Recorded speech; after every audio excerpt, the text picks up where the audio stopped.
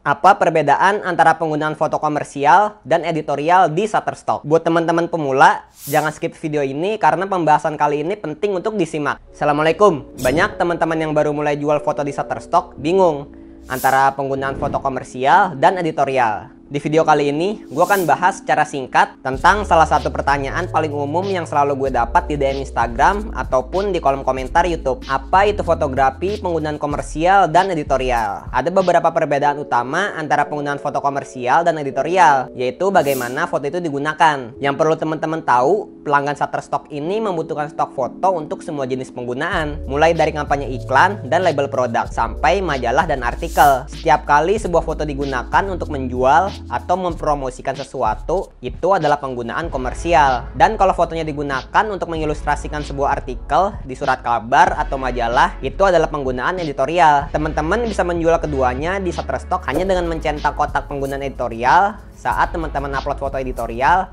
dan kalau fotonya komersial, pilih di bagian komersial. Nah, berikut ini adalah perbedaan utama antara foto komersial dan editorial. Foto komersial bisa dipakai untuk menjual atau mengiklankan produk, layanan, atau merek. Foto komersial juga perlu tanda tangan persetujuan atau perizinan yang biasa disebut model rilis kalau ada orang yang bisa dikenali, atau properti rilis kalau di foto terdapat logo atau merek dan interior bangunan. Karya seni seperti lukisan, grafiti, patung, dan sebagainya juga perlu properti rilis ya. Untuk tutorial membuat model rilis ini udah pernah gue buat. Teman-teman bisa cek di sini setelah video ini selesai. Selanjutnya, foto komersial boleh dimanipulasi di editing. Contohnya kayak foto gue ini. Di editing gue ubah tone colornya jadi kayak musim semi di Eropa, dan gue tambahin cahaya ilahi supaya lebih menarik. Contoh lainnya, misal teman-teman mau foto sebuah benda nih yang ada logonya. Nah, logonya ini boleh dihilangin di editing supaya bisa masuk komersial. By the way, gue perlu buat tutorialnya nggak nih? Cara editing untuk ngilangin logo, atau bikin tutorial editing cahaya ilahi kayak di foto ini.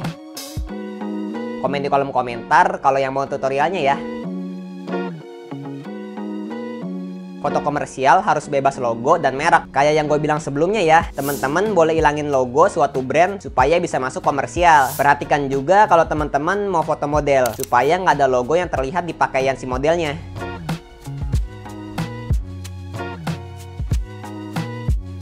Selanjutnya, foto komersial boleh didirect langsung sama fotografernya. Maksudnya diarahin gitu, supaya fotonya lebih menarik. Beda sama foto editorial, yang harus apa adanya, tanpa dibuat-buat. Nah, untuk penggunaan editorial, yang membedakannya dengan komersial apa sih?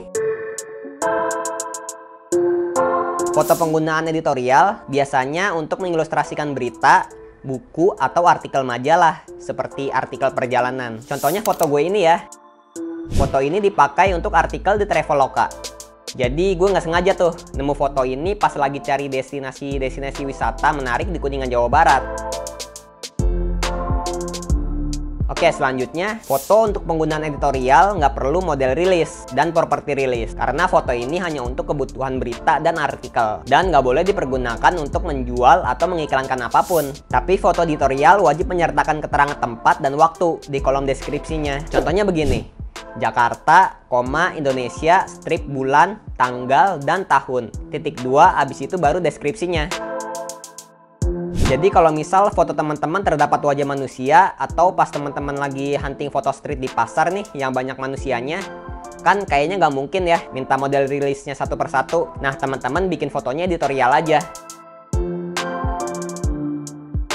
Selanjutnya, foto editorial nggak boleh diedit atau dimanipulasi di software editing. Gambar editorial harus mewakili kebenaran karena untuk kebutuhan di sumber berita. Ini yang teman-teman harus inget ya. Untuk penggunaan editorial ini nggak ada yang boleh dimanipulasi atau dihapus, dan fotonya harus mencerminkan kehidupan nyata. Gua ada satu contoh perbedaan antara foto komersial dan editorial. Foto yang pertama ini masuk penggunaan komersial, dan modelnya ini diatur sama fotografernya supaya kelihatan lebih menarik, dan yang pasti menggunakan 4 model rilis untuk masing-masing model. Beda halnya sama foto editorial. Foto ini terlihat natural tanpa disetting sama si fotografernya. Di foto juga terdapat banyak tulisan dan logo di etalase tokonya. Karena terdapat banyak wajah manusia yang terekspos, si fotografer nggak mungkin kan minta model rilisnya satu persatu. Walaupun foto kegiatan di pasar ini beda banget sama foto di atas, tapi jenis foto ini cocok banget buat pendukung artikel yang meliput acara atau tempat tertentu.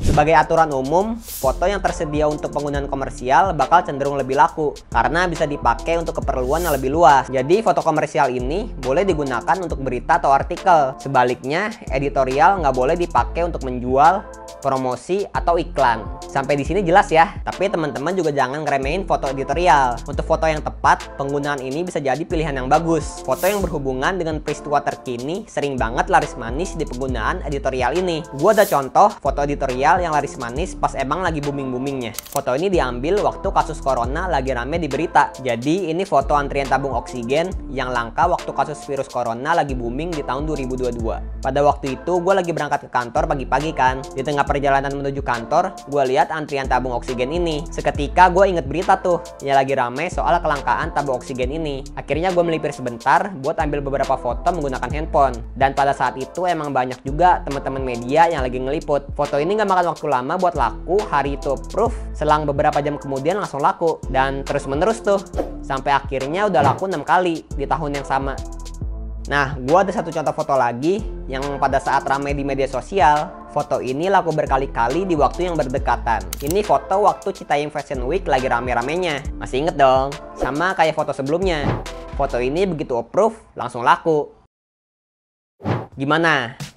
Cukup jelas ya. Semoga konten ini membantu teman-teman yang kebingungan waktu mau upload foto atau footage di Shutterstock atau agensi microstock lainnya. Kalau teman-teman masih ada yang bingung soal Shutterstock ini, bisa tanya di kolom komentar ya. Sekian, sampai jumpa di konten berikutnya. Wassalamualaikum warahmatullahi wabarakatuh.